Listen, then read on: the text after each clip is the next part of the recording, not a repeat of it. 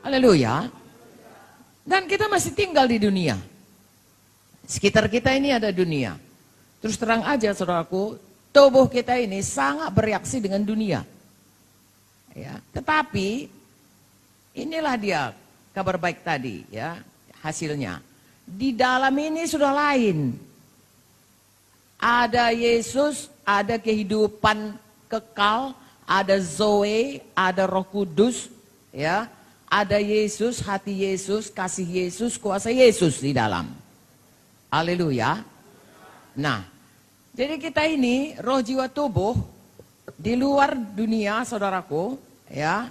Di dalam ini ada hati yang baru dari Yesus. Terserah kita. Makanya di sini disuruh persembahkanlah tubuhmu sebagai persembahan yang hidup, kudus, berkenan. Jadi harus tunduk kepada yang di dalam ini, Yesus ini. Kita tidak mempersembahkan tubuh kita ya sebagai satu persembahan yang tunduk kepada Tuhan. Tapi kita mempersembahkan tubuh kita kepada sesuatu yang tunduk kepada kehendak duniawi. Dan kalau kita baca firman Tuhan, saudaraku, itu akan membawa kepada maut. Nah, firman Tuhan dalam buku Yakobus berkata, hidup kita ini selalu ditarik ke dua arah.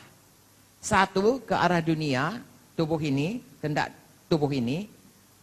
Satu, di dalam, ke arah Tuhan. Karena ada roh Tuhan sudah di dalam. Kalau orang dunia ini nggak ada, saudara, nggak ada pergumulan. Dia senang aja ikut dunia ini. Bahkan bisa bangga dia. Kalau dia menipu nggak ketahuan dia bangga dia. Orang selamat, kalau betul-betul udah selamat, dia nipu, yang di dalam merana. Karena sudah hidup. Kalau yang dalam nggak merana, hati-hati saudaraku. Itu sudah dilawan Roh Kudus itu. Bukan cuma didudukakan saudaraku atau tidak diperhatikan, tidak. Sudah dilawan dia. Tuhan mau kita mempersembahkan seluruh tubuh kita ini tunduk kepada hati nurani, kepada Roh Kudus. Ya, nah inilah dia perjuangan saya dan saudara. Sesudah selamat, Anda menjadi hamba Tuhan, sampai sekarang ini kita semua jadi hamba Tuhan. Perjuangan kita, saudaraku, ya, adalah apakah kita mempersembahkan diri kita, ya, kepada Tuhan, persembahan yang hidup, persembahan yang kudus, persembahan yang berkenan, artinya fokus kepada Tuhan. Segenap hati, segenap jiwa, segenap tubuh, segenap akal budi. Atau kita, saudaraku, seperti Yakobus 1. Oke, kita baca Yakobus 1. Ini orang yang bisa tertarik kepada duniawi. Seumur hidup, sampai kita pulang ke sorga. Inilah peperangan kita. Ya, jangan katakan saudaraku kalau sudah lama mengikut Tuhan tidak ada. Oh, saudaraku, kita baca saudaraku dalam kitab. Ada orang mengikut Tuhan pada awalnya raja, ya, Raja Asa, ya, luar biasa saudaraku. Ujung-ujungnya dilawannya saudaraku Tuhan. Salomo juga awal-awalnya demikian, ujung-ujungnya tidak dia setia mengikut Tuhan. Yakobus 1 ayat 12, berbahagialah orang yang bertahan dalam pencobaan. Jadi ada pencobaan, yaitu tarikan dari duniawi, hawa nafsu, manusia lama. Sebab apabila ia sudah tahan uji, ia akan menerima mahkota kehidupan yang dijanjikan Allah kepada barang siapa mengasihi dia. Dengar baik-baik. Apabila seorang dicobai, ya, janganlah ia berkata pencobaan ini datang dari Allah. Sebab Allah tidak dapat dicobai oleh yang jahat dan dia sendiri tidak mencobai siapapun. Tapi tiap-tiap orang dicobai oleh keinginannya sendiri. Karena ia diseret dan dipikat olehnya. Dengan kata lain oleh nafsunya sendiri. Sebenarnya Tuhan memberikan nafsu kepada manusia, kehendak yang kuat, desire, ya, a very strong desire. Itu adalah untuk kebaikan kita. Kita masih diberikan nafsu makan. Saudara bayangkan kalau orang nggak punya nafsu makan bisa mati. Orang sakit nggak ada nafsu makannya mati, saudaraku.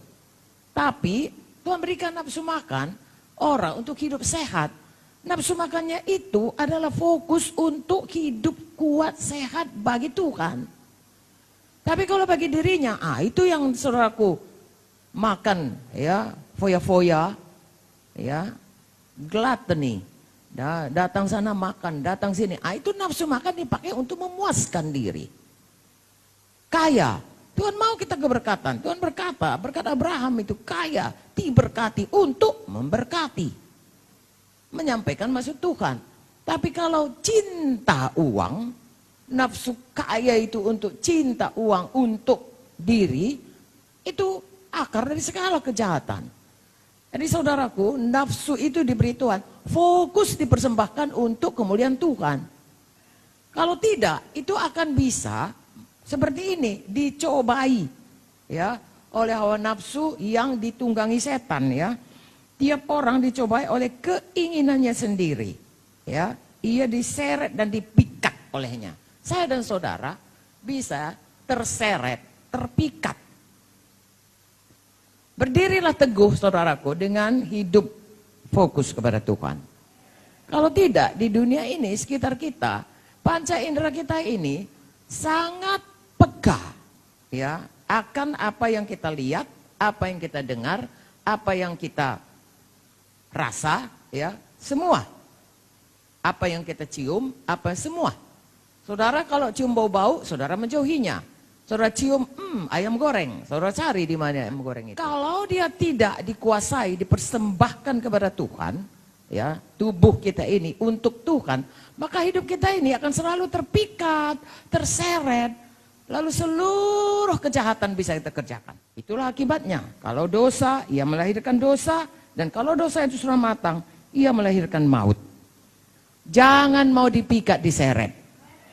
Persembahkan tubuh kita sebagai persembahan yang hidup, yang kudus, yang berkenan kepada Tuhan. Kasihi Tuhan dengan segenap hati, segenap jiwa, segenap akal budi, segenap kuat kita. Amin, saudaraku.